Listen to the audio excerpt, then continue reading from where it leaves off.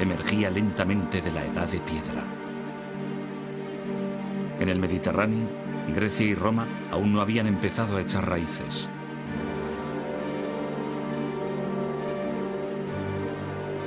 Mesopotamia todavía estaba muy lejos de la llegada del gran imperio asirio. Pero en el sur, en la zona nororiental de África, tomaba cuerpo algo sin paralelo en la antigüedad.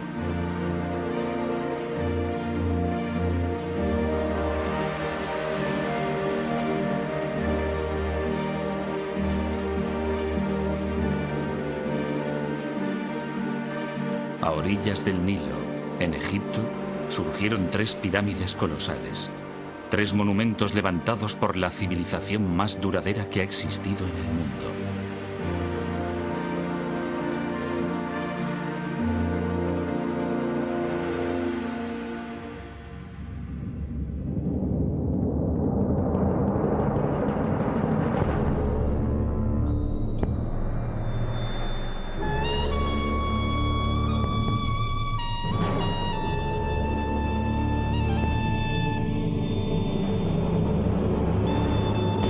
Egipto.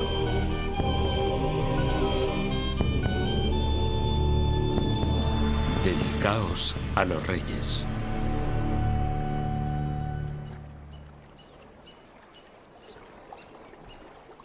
Cuando el historiador griego Heródoto visitó Egipto, 4 siglos y medio antes de nuestra era, quedó impresionado.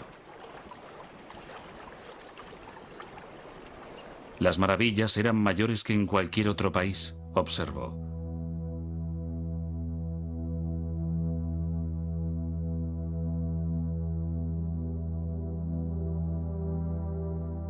Había pirámides más altas que cualquier construcción levantada en el mundo.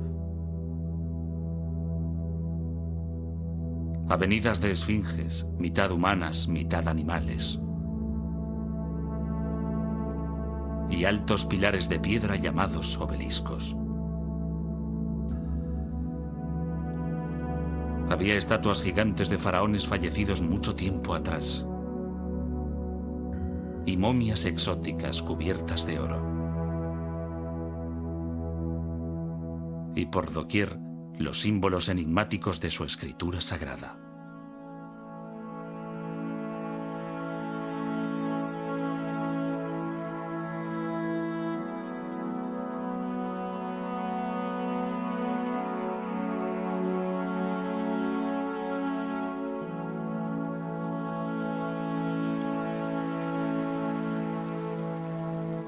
Aquí, llegada de los abismos del tiempo, había una civilización que había florecido durante más de 3000 años. Para los antiguos, Egipto ya era antiguo.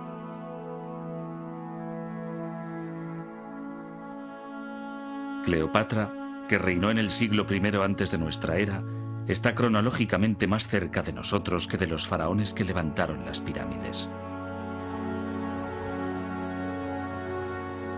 Egipto es tan antiguo que durante siglos sus orígenes permanecieron envueltos en el misterio.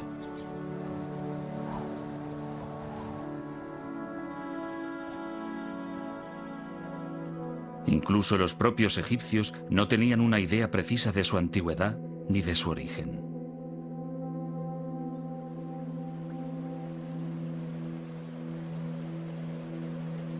Heródoto dijo que Egipto era un don del Nilo. Pero los egipcios sabían desde el principio que la vida en el Nilo podía ser muy precaria. Rodeados por una extensión infinita de desierto, vulnerables ante un río impredecible y un clima que podía cambiar súbitamente, la civilización egipcia se forjó en parte como respuesta a un entorno natural muy duro.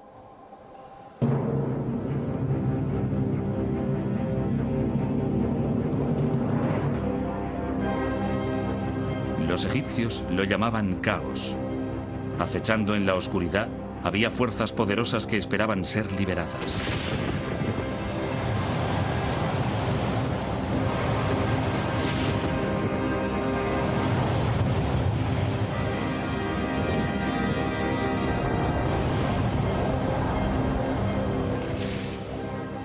La catástrofe podía llegar en cualquier momento y por ello los egipcios se aferraban a una creencia profunda. El orden, opuesto al caos, era la voluntad de los dioses. Para mantener el orden y dominar el caos, los egipcios imaginaron un rey que era un dios vivo, la manifestación terrestre de Horus, el halcón, el gobernante de los cielos. Enfrentado a él estaba el dios del desgobierno, Set, el precursor del caos. El eterno conflicto entre orden y caos guiaría, finalmente, el destino de la civilización egipcia. Pero la verdadera historia de lo que ocurrió se desvaneció con el paso del tiempo.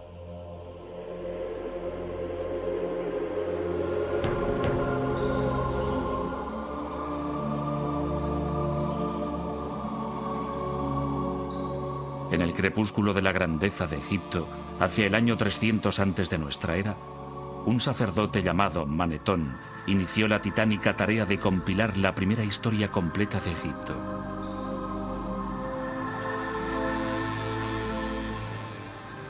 Pudo haber sido un reto desalentador, pero en las bibliotecas de los templos y en los muros de los lugares más sagrados de Egipto ya se habían escrito algunos volúmenes.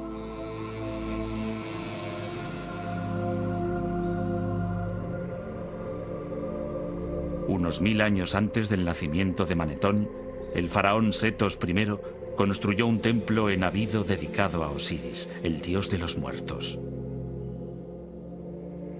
En una extraordinaria sala de los antepasados, su hijo, el futuro Rameses II, aparece leyendo un papiro.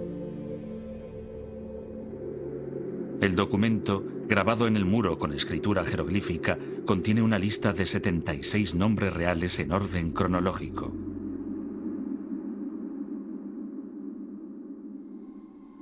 Cada nombre está rodeado por un estilizado anillo de cuerda. Este símbolo, llamado por los egiptólogos cartucho, identifica a un faraón.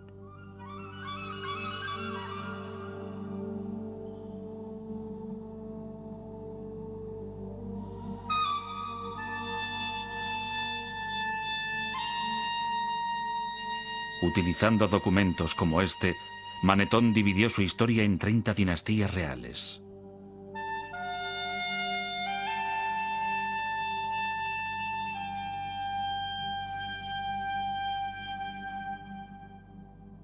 El rey Menes fundó la primera dinastía egipcia hacia el año 3100 antes de nuestra era. Según Manetón, reinó 62 años, durante los cuales expandió las fronteras de Egipto y adquirió una notable fama antes de ser arrollado por un hipopótamo.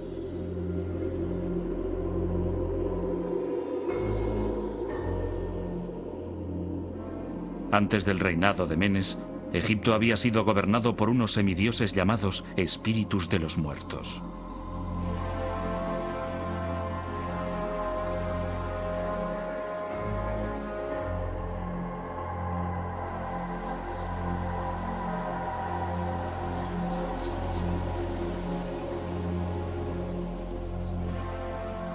Pero sus nombres se habían perdido en el olvido hacía mucho tiempo. ¿Eran los espíritus de los muertos historia o mitología?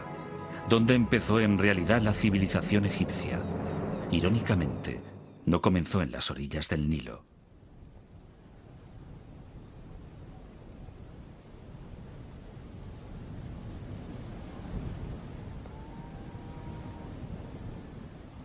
A más de 100 kilómetros al oeste del río, en el desierto del Sahara, el calor es tan sofocante y la sequedad tan pronunciada que la lluvia se evapora antes de llegar al suelo.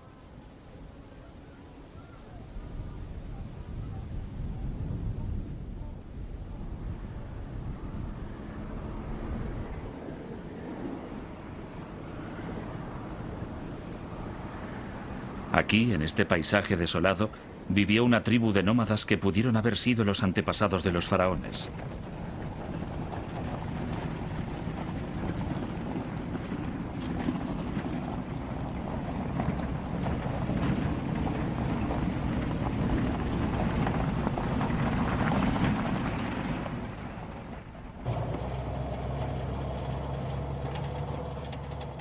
Fred Wendorf, de la Universidad Metodista del Sur, de Dallas, Texas, dirige un equipo internacional de arqueólogos que han batido el desierto buscando rastros de la presencia del hombre.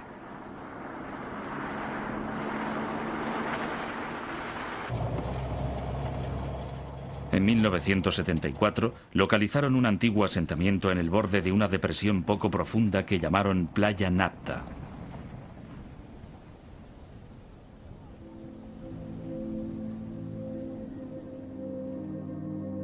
El Sahara no fue siempre seco y árido.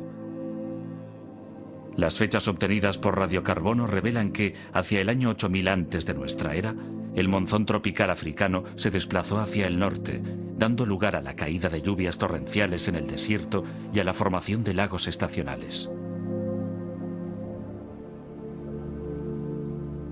Uno de estos lagos fue Playa Napta. Aquí, rodeados por zonas de pastos para alimentar a su ganado, la gente podía protegerse del calor y de las variaciones climáticas del desierto.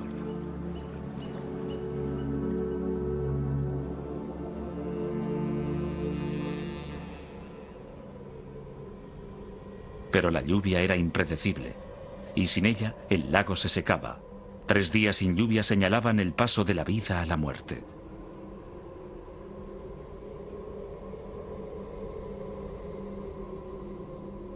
Cuando la supervivencia estaba en entredicho, sucedió algo sorprendente.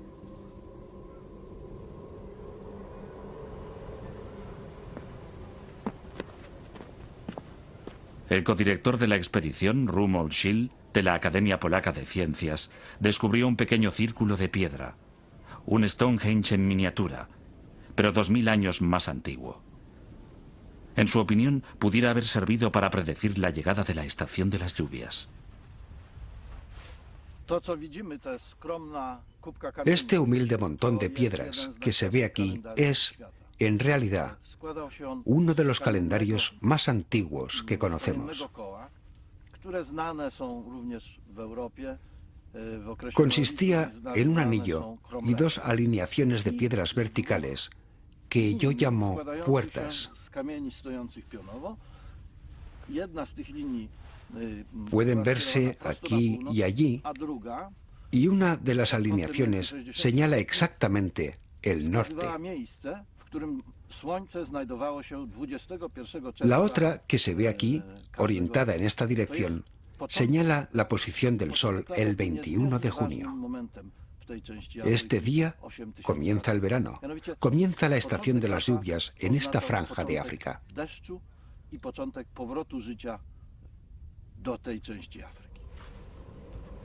El descubrimiento de este calendario circular solo fue el inicio de una serie de hallazgos.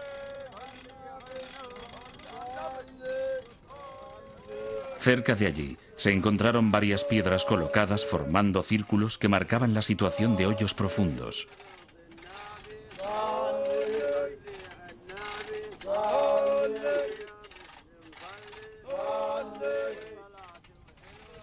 Las piedras, algunas de las cuales pesaban más de 1,5 toneladas, no procedían de Playa Napta, habían sido llevadas hasta aquí desde una lejana cantera. Para los habitantes del desierto, transportar grandes piedras y levantarlas era algo que requería un inmenso esfuerzo y mucha organización. Siendo así, ¿por qué lo hicieron?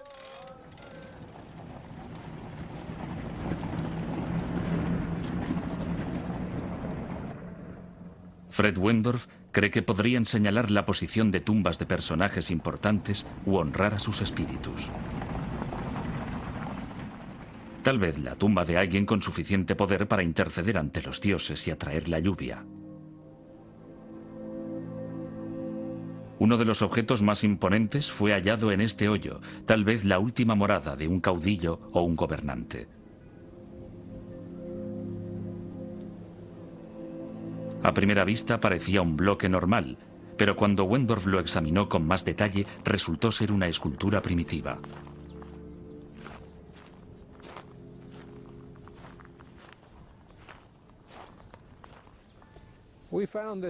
Encontramos esta piedra de enormes dimensiones y muy bien labrada en este hoyo, 1 metro por encima de una gran roca que tiene forma de hongo y que le servía de base.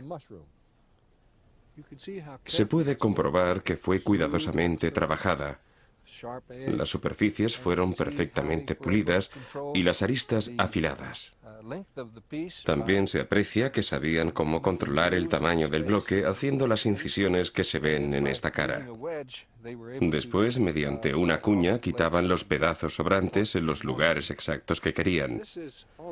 Es un ejemplo impresionante de piedra labrada y podría señalar el inicio de la fascinación de los egipcios por los trabajos con grandes piedras.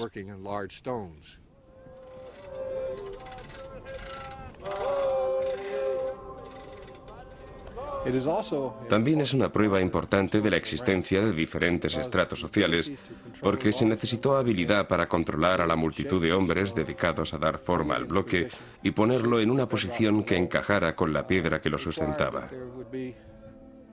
Para ello fue necesario que un gran número de hombres trabajara durante un largo periodo de tiempo, lo cual indica que quien los mandaba tenía una categoría superior a la de los demás.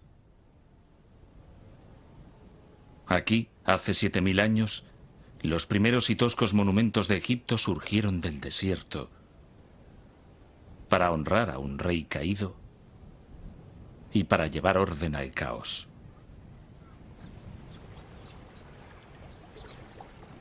Pero para los habitantes de Playa Napta, el tiempo llegaba a su fin.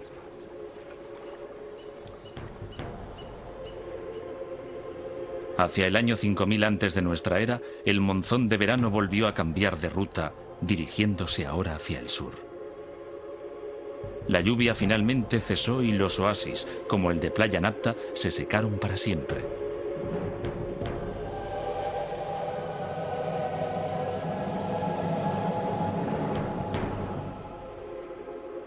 Obligados a abandonar el desierto, sus habitantes tomaron el camino del este, hacia el Nilo.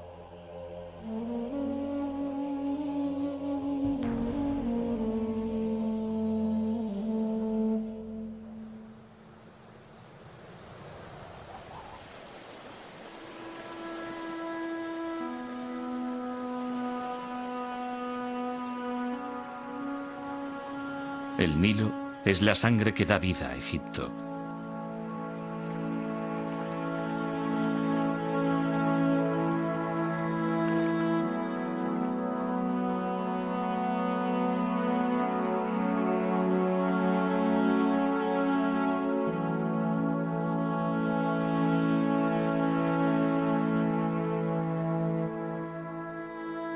Desde su nacimiento, en las profundidades del este africano, el río fluye hacia el norte durante unos 6000 kilómetros antes de llegar a Egipto, donde forma un oasis que se extiende a lo largo de unos 900 kilómetros.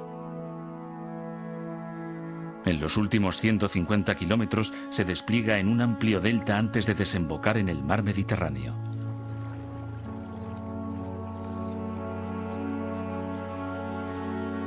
Para la historia egipcia, el Nilo fue a la vez una bendición y una maldición. Una vez al año, cargado con el agua de las lluvias monzónicas en Etiopía, el río inundaba sus riberas depositando una tierra muy fértil que los egipcios llamaban Tierra Negra.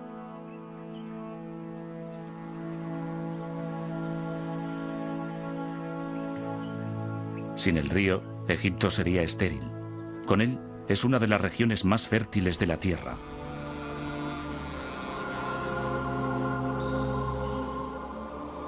Pero en el pasado, el río era tan impredecible como la lluvia en el desierto. Una crecida demasiado alta podía arrasar aldeas. En cambio, si era demasiado baja, ocasionaba hambre. Para escapar del caos de la incertidumbre, los egipcios idearon el primer calendario del mundo basado en 3 estaciones de 4 meses cada una. Es el modelo del calendario que utilizamos en la actualidad. Pero entonces no estudiaban el tiempo, estudiaban el Nilo.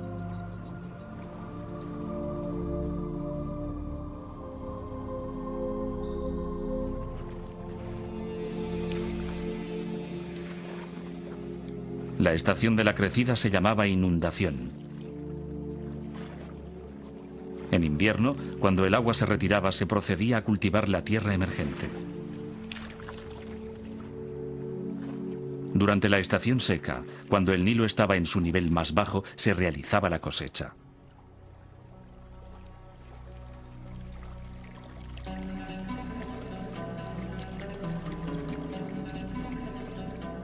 Trabajando unidos, los egipcios abrieron pozos, levantaron diques para proteger sus aldeas y desarrollaron los rudimentos de la geometría para volver a establecer, después de cada inundación, las lindes de sus propiedades.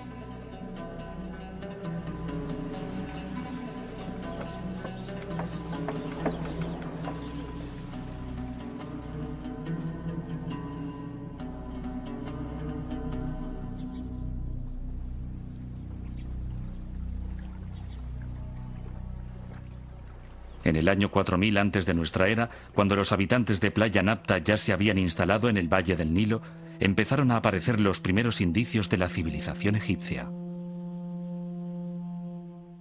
Alfarería bellamente decorada.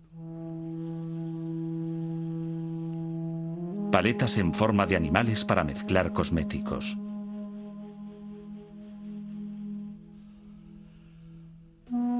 Y cuchillos de pedernal tan bien acabados que nunca han sido igualados, algunos con mangos de marfil bellamente tallados.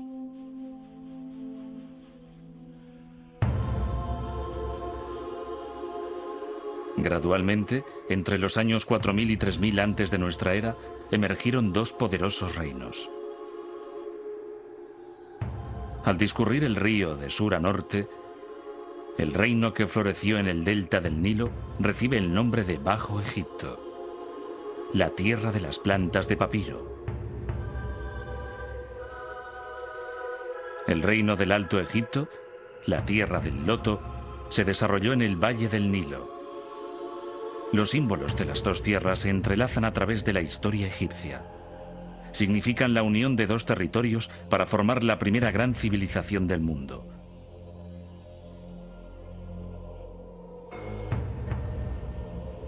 Lo que ha desconcertado largo tiempo a los arqueólogos es cómo y cuándo tuvo lugar esta unificación. René Friedman, de la Universidad de California en Berkeley, y sus colegas están buscando pistas de ello en la antigua capital del Alto Egipto.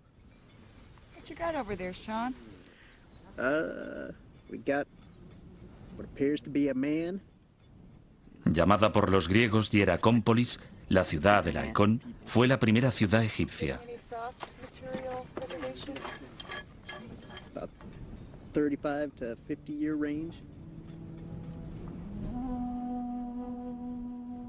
Sus monumentos y construcciones desaparecieron hace tiempo.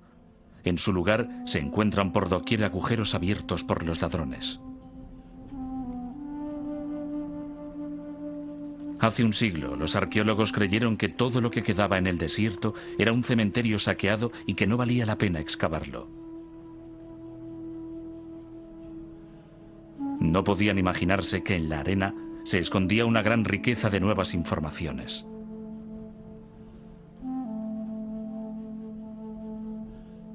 Recientes descubrimientos muestran que hace 5500 años Hieracómpolis era uno de los asentamientos más importantes que se levantaban a orillas del Nilo.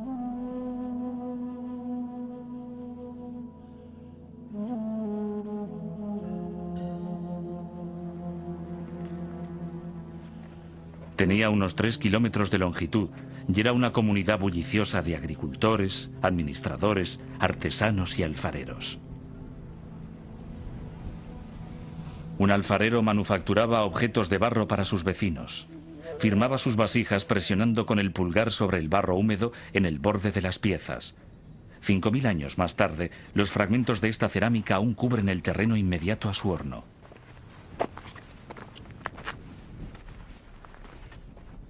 A causa de un grave accidente, todavía es posible identificar su casa.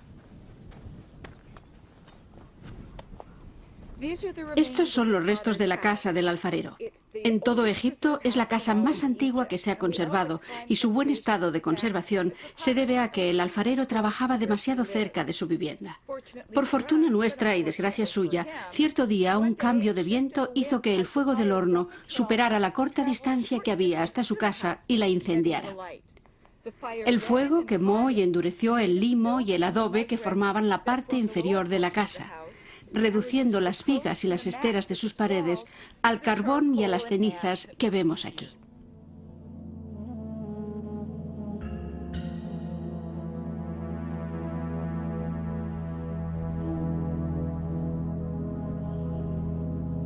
En la parte norte de la ciudad había un vasto complejo industrial donde se hallaban panaderías, graneros para almacenar trigo y las primeras cervecerías conocidas de Egipto. Pero el edificio más importante de Hieracómpolis fue descubierto en 1985, cuando los arqueólogos encontraron varios agujeros de 1,80 m de profundidad, lo suficientemente grandes como para alojar unas inmensas columnas de madera de 6 metros de altura. Estas columnas formaban la fachada de un santuario inmenso que debía dominar el complejo del templo y toda la ciudad de Hieracómpolis.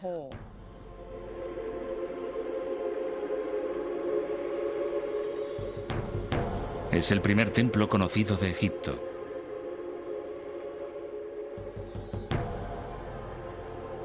En ninguna parte era más evidente el poder del faraón. Durante las ceremonias rituales, el faraón, sentado en su trono, asistía al sacrificio de animales al dios halcón Horus, el patrón de todos los futuros reyes de Egipto.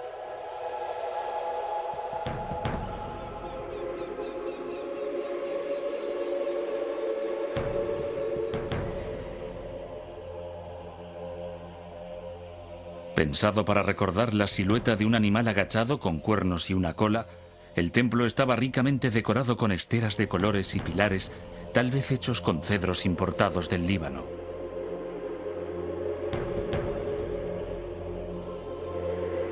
Fue el prototipo de todos los grandes complejos de templos que se construirían en el futuro y dominaba el paisaje de Hieracómpolis.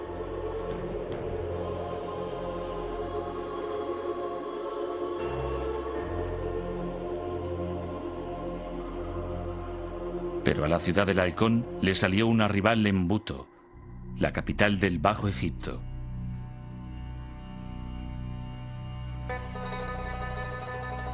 Situada al norte del Cairo moderno, en el delta del Nilo, todo lo que queda de Buto es un enorme montículo de tierra y escombros, y estas piedras y estatuas que datan de 2000 años después.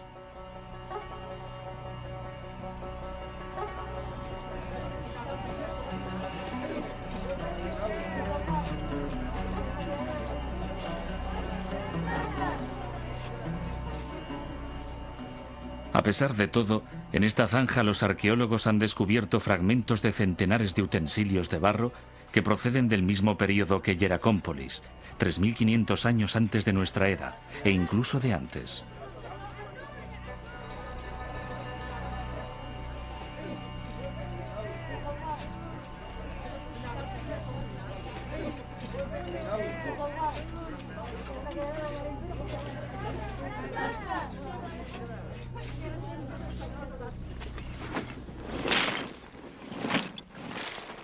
Dina Faltings, del Instituto Arqueológico Alemán, es la responsable de la excavación y una experta en el estudio de cerámica antigua.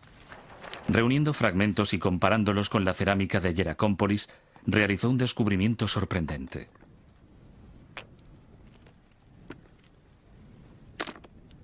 Buto, en tiempo remoto, había albergado una cultura muy diferente. Los utensilios de Buto no alcanzaban la perfección de los del Alto Egipto.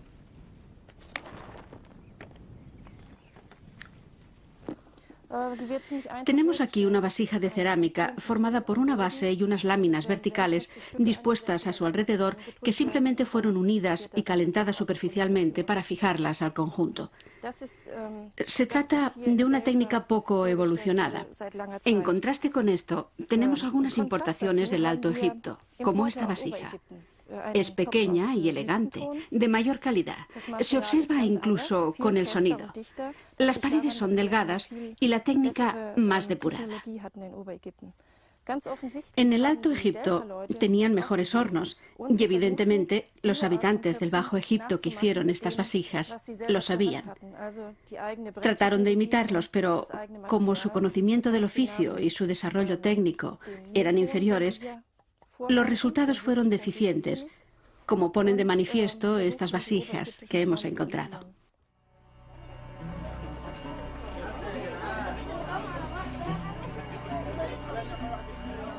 La tarea de Dina Faltings en Buto revela que en el año 3200 antes de nuestra era, la superior cultura del Alto Egipto llegó hasta el Bajo Egipto y los dos reinos se convirtieron en uno solo. Pero, ¿fue una transformación pacífica? ¿O fue sangrienta?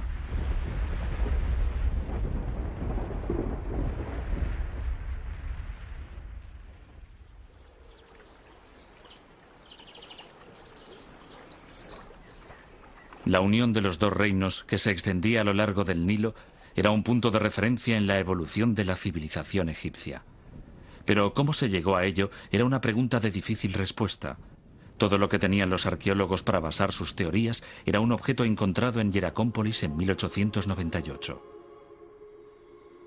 Esta exquisita paleta ceremonial de pizarra data aproximadamente del año 3100 antes de nuestra era. Está dedicada a un rey del Alto Egipto llamado Narmer, que algunos creen que fue el legendario rey Menes, el primer faraón de Egipto. En una de sus caras, Narmer, tocado con una corona acabada en forma de bulbo, está a punto de golpear a un prisionero en presencia de Horus, el dios halcón de Hieracómpolis.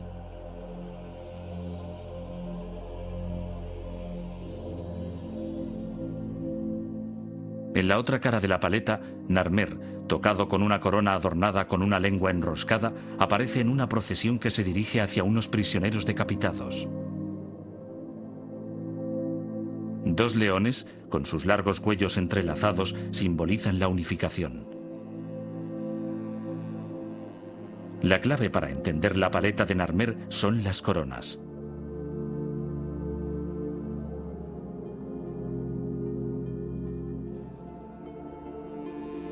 En el Alto Egipto, el rey llevaba una corona blanca con el extremo superior en forma de bulbo. En el Bajo Egipto, una corona roja con una larga y prominente lengua. Juntas forman una doble corona que significa que el faraón se ha convertido en el señor de las dos tierras.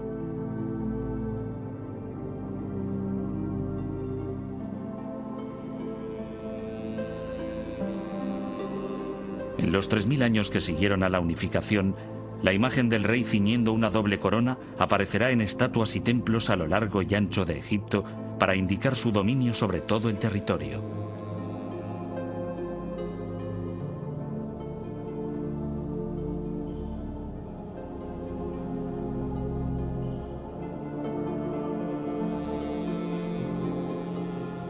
La paleta de Narmer parece confirmar que la unificación se llevó a cabo después de una conquista sangrienta.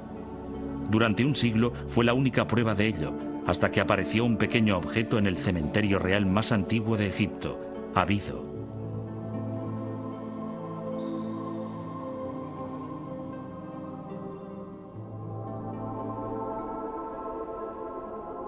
Considerada la última morada de Osiris, el rey de los muertos, el suelo está literalmente cubierto por fragmentos de cerámica, restos de las ofrendas a uno de los más importantes dioses de Egipto.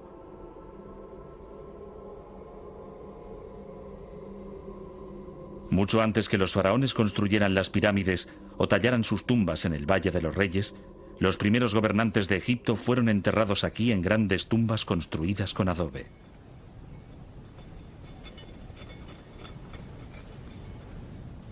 Cuidadosamente estudiado a finales del siglo pasado y comienzos de este, se creyó que el cementerio de Abido había desvelado todos sus secretos hasta que en 1977 el arqueólogo alemán Günther Dreyer volvió a excavar en el emplazamiento.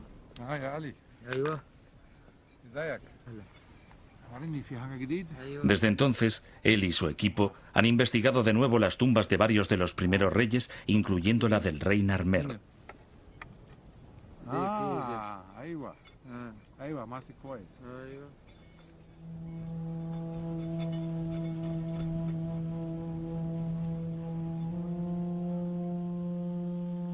Dreyer se emocionó ante el descubrimiento de una etiqueta de marfil. Este tipo de etiquetas solían ponerse en las tinajas de aceite. Aunque la que encontró era pequeña, encerraba una gran sorpresa.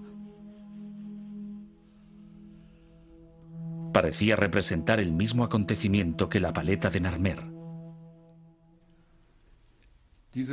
Es una etiqueta de marfil del rey Narmer, hallada cerca de su tumba.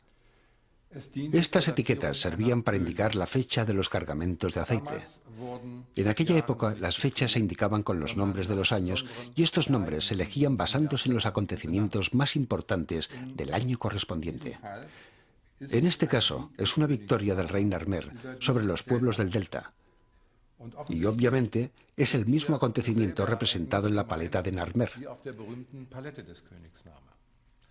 De ello podemos concluir que la paleta de Narmer hace referencia a un hecho histórico que tuvo lugar en un año determinado. Pero la etiqueta es solo una pieza de un rompecabezas.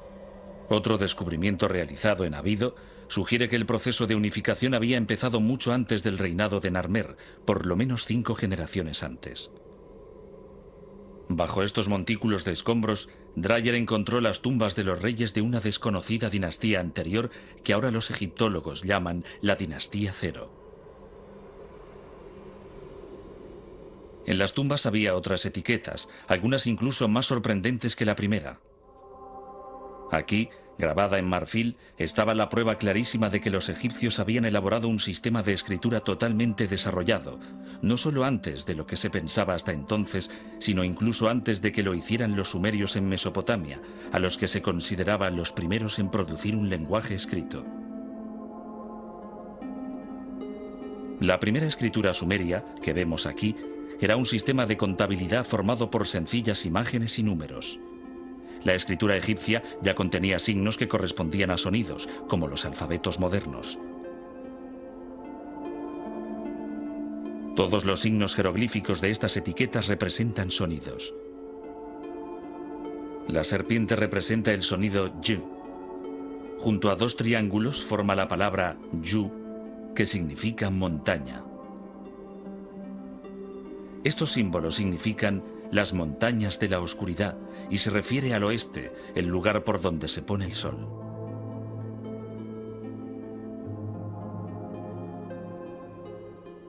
Los jeroglíficos de otras etiquetas indican que el rey ya recaudaba impuestos en el Alto y en el Bajo Egipto, una clara señal de que la unificación ya se había producido. Para consolidar el reino, se construyó una nueva capital en el punto de encuentro del Alto y el Bajo Egipto. Fundada por el rey Menes, que algunos egiptólogos creen que es el histórico rey Narmer, Memphis estaba destinada a ser la mayor ciudad del país.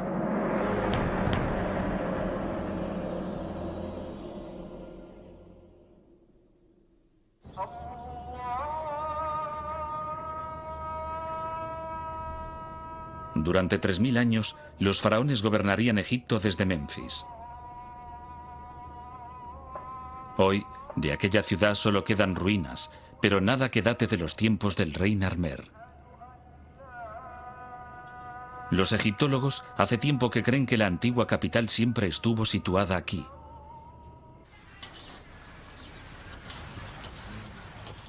Pero David Jeffries, de la Sociedad de Exploración de Egipto, piensa que Memphis estaba en otra parte y ha dedicado 9 años de su vida a buscarla.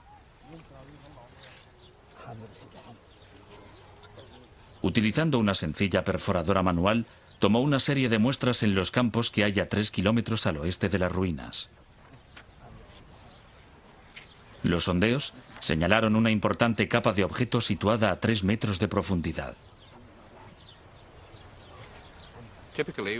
Lo que esperamos encontrar en esta zona, unos metros por debajo de la posición que hemos alcanzado en este momento, es cerámica en el nivel inferior del limo, cerámica del periodo que se sitúa alrededor del año 3000 antes de nuestra era, el periodo de los primeros reyes del Egipto unificado y que representa la fundación de la capital del país en esta zona.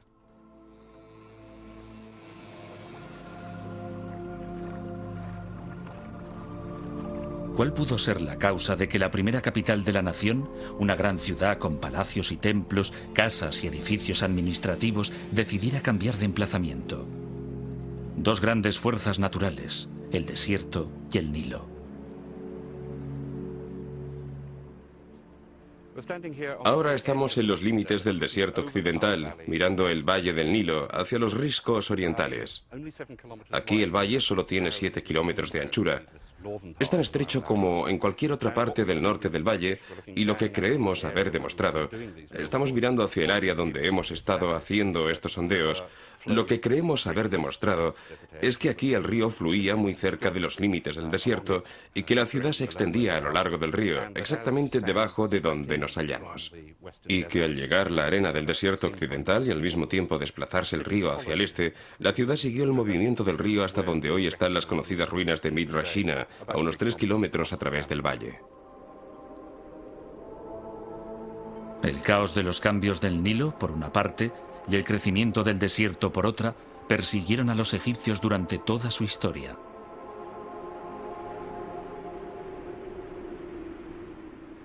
Para superar las continuas amenazas que los acechaban, pusieron su fe en un hombre y en el poder de los dioses.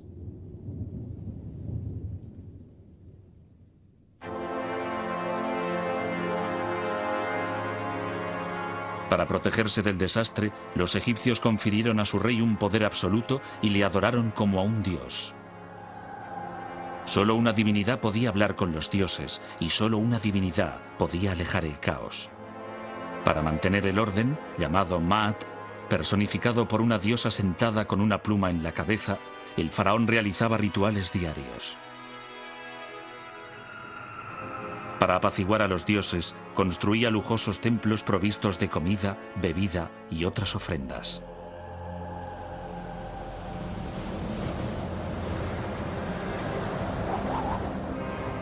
El caos se presentaba bajo varias formas. Podía manifestarse como una violenta tempestad de arena procedente del desierto o como un enemigo extranjero.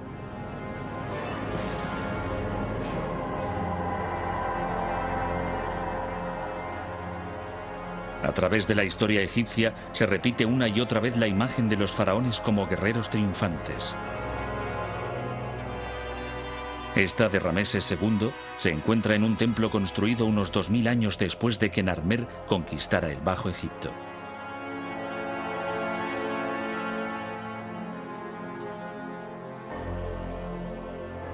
Seguramente Rameses nunca condujo un ejército al combate. La imagen es más simbólica que real. Un mensaje que indicaba a todos los que lo veían que el rey cumplía su deber sagrado de mantener Maat, el orden divino.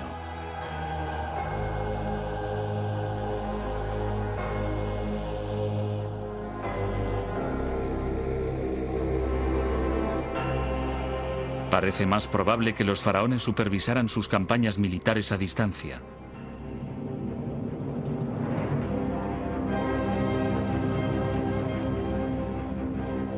En el año 2280 antes de nuestra era, un importante oficial de la corte llamado Uni hizo que esculpieran los detalles de su extraordinaria carrera en los muros de su tumba. Uni explica cómo su faraón, Cíope I, se enfrentó a una tribu de nómadas. Cuando su majestad se enfrentó a los que moran en los desiertos del este, formó un ejército de varias decenas de millares de hombres procedentes de todo el Alto Egipto. Había nobles, portadores del sello, caudillos y jefes de las ciudades. Yo era el que los dirigía.